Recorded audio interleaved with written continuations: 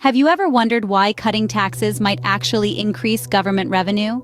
This idea, seemingly counterintuitive, is at the heart of a concept called the Laffer curve, a theory that became a cornerstone of Reagan's economic policies. Imagine a world where there are no taxes. In this hypothetical scenario, the government would obviously have zero tax revenue. Now envision the opposite extreme, a world where taxes are so high that they take away all income. In this case, people would lose incentive to work because they wouldn't keep any of their earnings.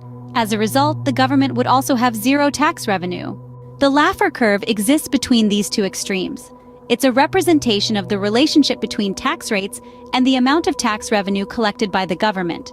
The curve suggests that at a certain point, increasing tax rates becomes counterproductive because it discourages people from working harder or investing, which leads to a decrease in total tax revenue. The curve is named after economist Arthur Laffer, who reportedly sketched it on a napkin during a dinner meeting in the late 70s to illustrate his argument. According to Laffer, there is a tax rate between 0 and 100% that maximizes government revenue.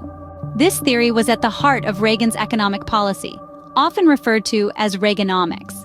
Reagan believed in lowering taxes, especially for businesses and wealthy individuals, to stimulate economic growth.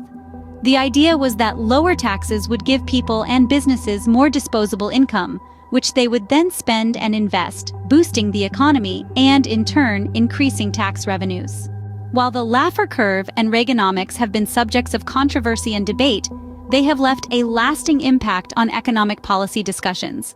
The idea that lowering taxes can lead to greater economic activity and thus potentially increase tax revenues continues to play a significant role in fiscal policy discussions around the world.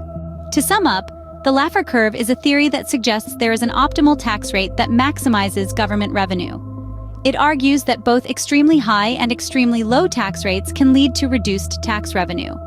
This theory played a key role in Reagan's economic policies, which emphasized tax cuts as a means to stimulate economic growth.